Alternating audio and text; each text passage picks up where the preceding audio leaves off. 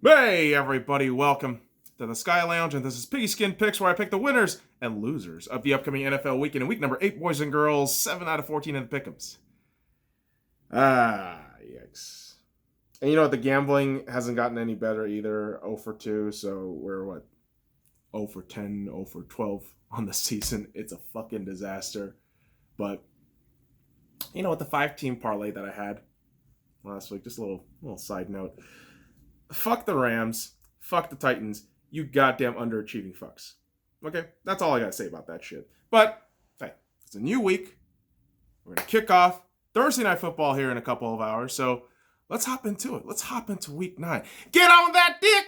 And that dick is gonna ooze out Thursday Night Football with the Green Bay Packers and the San Francisco 49ers. Yes, the Cheeseheads and the 69ers are taking on each other, and as a Seahawks fan, I don't really care who the fuck wins this game. Honestly, the best thing I could hope for is a tie, but I will tell you this. I think the Packers win, 49ers cover the spread at plus 6.5, and I feel the over on this game.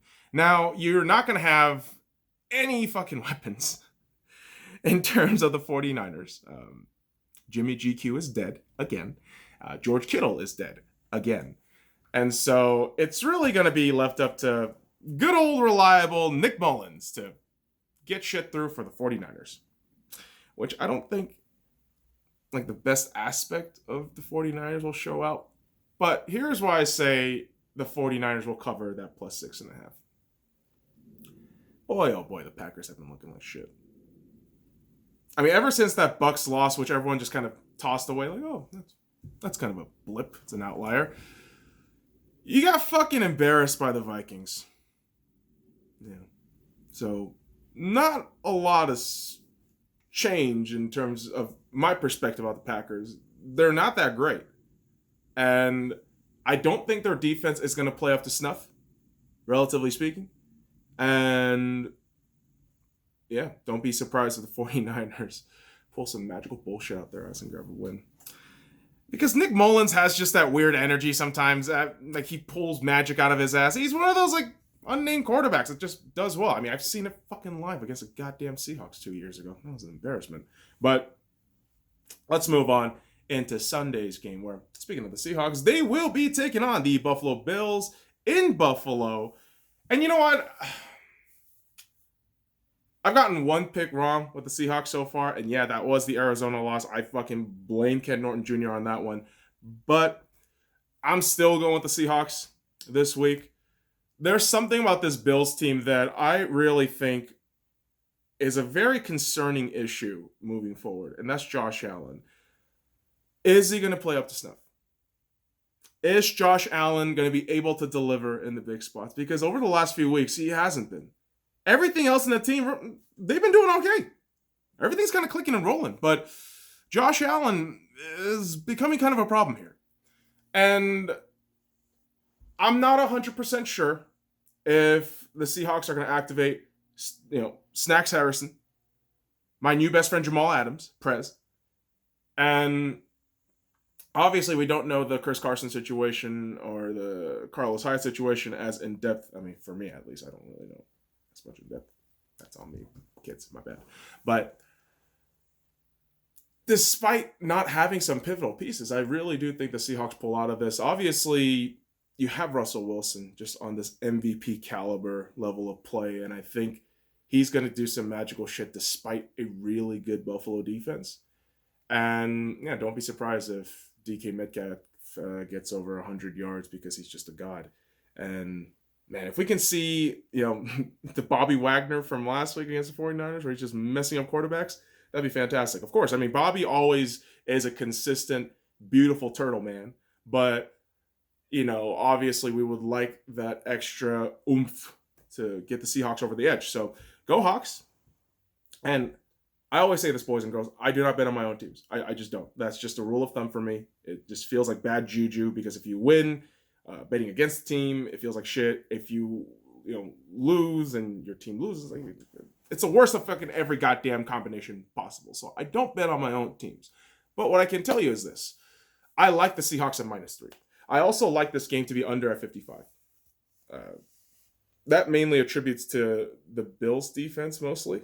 And Josh Allen's rather ineptitude on offense, and maybe they just eke by right around 28 to fucking hell like 30 or some shit. But I got a good feeling that the Seahawks are going to win that game. So go Hawks. Now, the next game, we have the Denver Broncos taking on the Atlanta Falcons. Yes, a Super Bowl rematch from the ancient times of the 90s. It's crazy how now the 90s are kind of considered an ancient time for the fucking teenagers now, which is so fucking bizarre.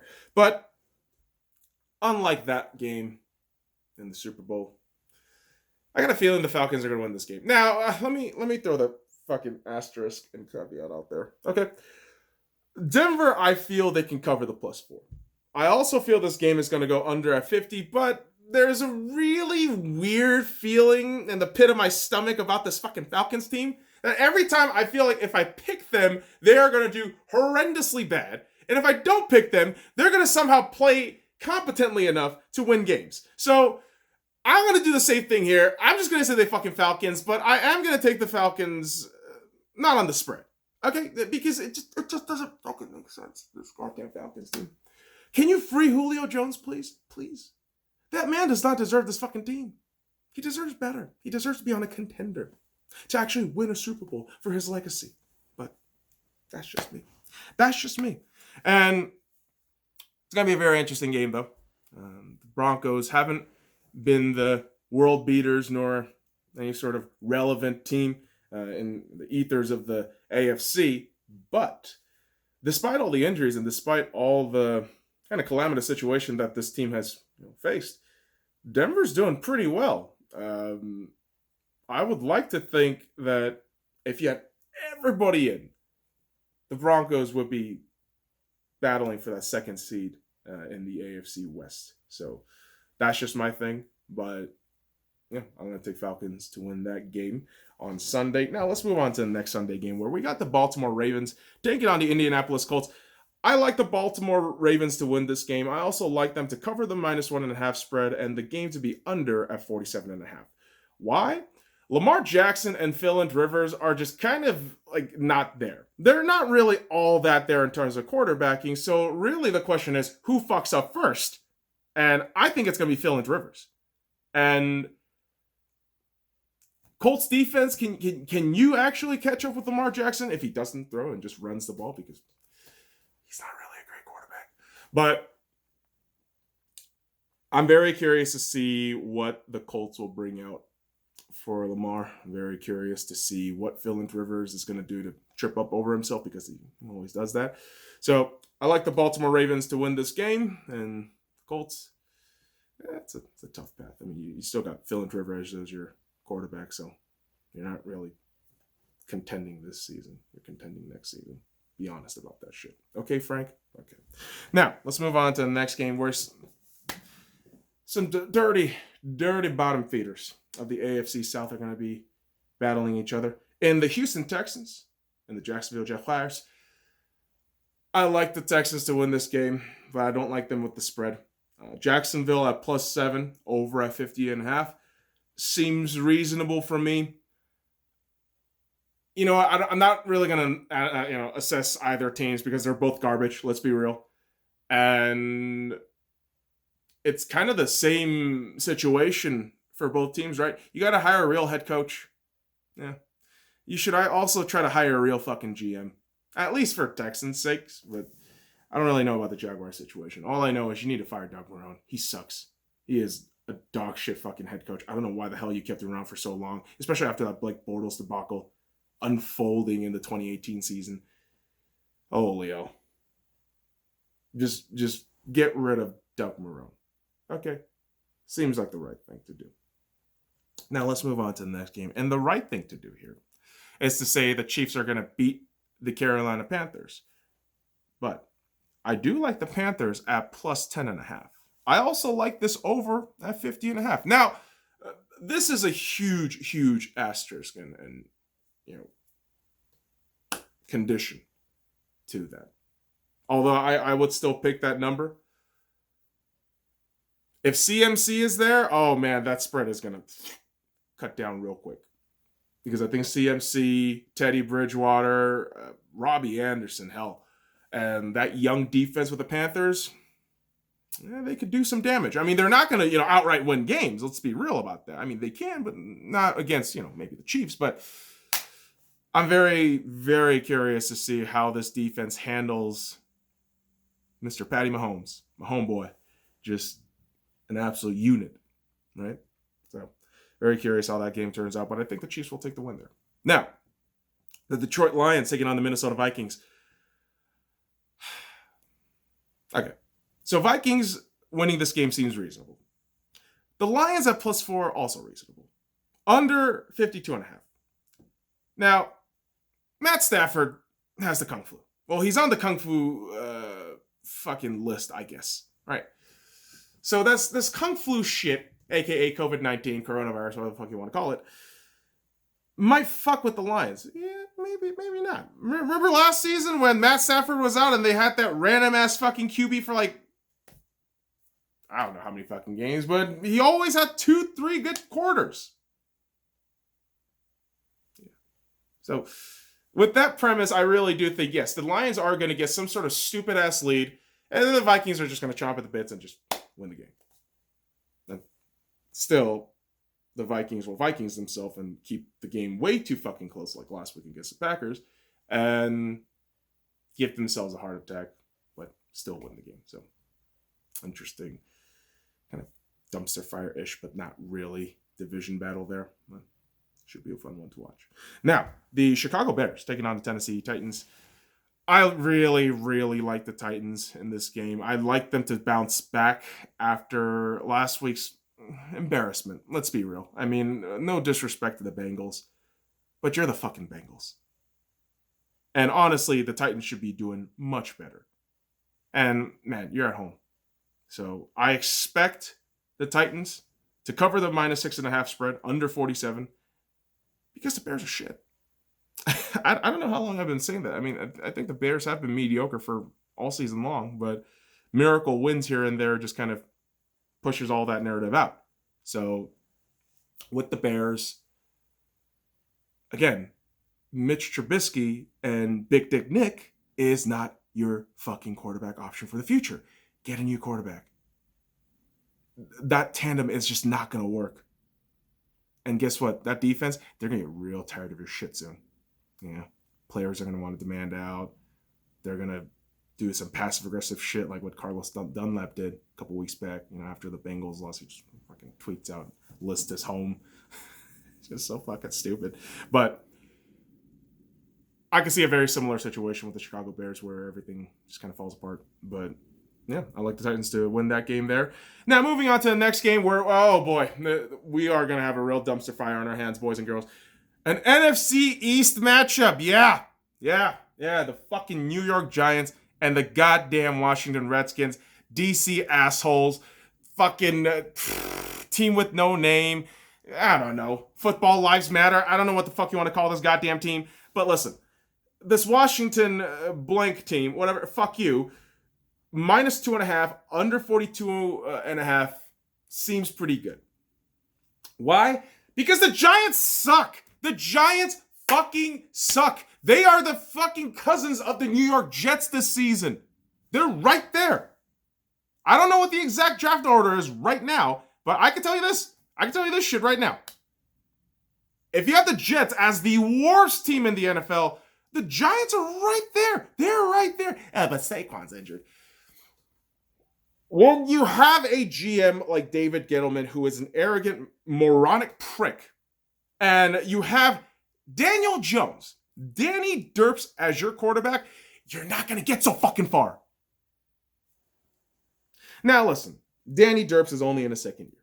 I'm trying to give him a little bit of leeway. But at the same time, every fucking game this season, he has had a turnover, minimum of 1 each fucking game. And it's ludicrous to suggest that this team is going to work in the future. Stop it. You keep fucking funneling your hopes and dreams into that crazy-ass 2-time Super Bowl run against the Patriots. Like, oh, we could do it again with a mediocre quarterback. That kind of reminds us of a more kind of runny and pacey Eli. And it's like, Are you sure this is the path you want to go to? I feel like as though a lot of New York sports, what happens is they always try to just wait for something good to happen and then seize upon that shit. It's like, well, what happens when everything is going to shit? You're just going to let it happen and just fucking take money from your fans? Although I don't think they're having any goddamn fans in the shithole of the Meadowlands there, but not sure. And listen, motherfuckers, don't get your fucking panties twisted when I fucking shit on cities, okay? It's not shitting on the actual people. It's shitting on the actual infrastructures of the city, not the people. Can we not get that shit twisted anymore? But we live in 2020. People are illiterate and retarded, so I can kind of look past that. But what I can't look past is this yummy AFC West matchup between the Las Vegas Raiders and the LA Chargers. And yeah, this game says pick 'em. I'm taking the Raiders outright to just fucking beat the shit out of the Chargers. And I don't mean in terms of points. I mean in terms of their souls. Okay? This Chargers team is just as bad as the Falcons. It's just as bad as the Falcons in terms of choking. This Chargers team, each and every step of the way where you think, oh, they're doing good. They're doing all right. They just fucking diarrhea themselves and cry all day. What happened? Well, it's the Chargers' luck. It's the football god spitting on you for having fucking Spanos. As for the Raiders, I've been praising you guys all season. But what I need you to do is fucking capitalize. Great, you had that game against the Chiefs. Great, you had that game against the Saints. Great, I mean, you beat the Browns last week. Awesome, man. Can you do more? I mean, you're just kind of like a smooth sailing team, but right at that 8-8 line.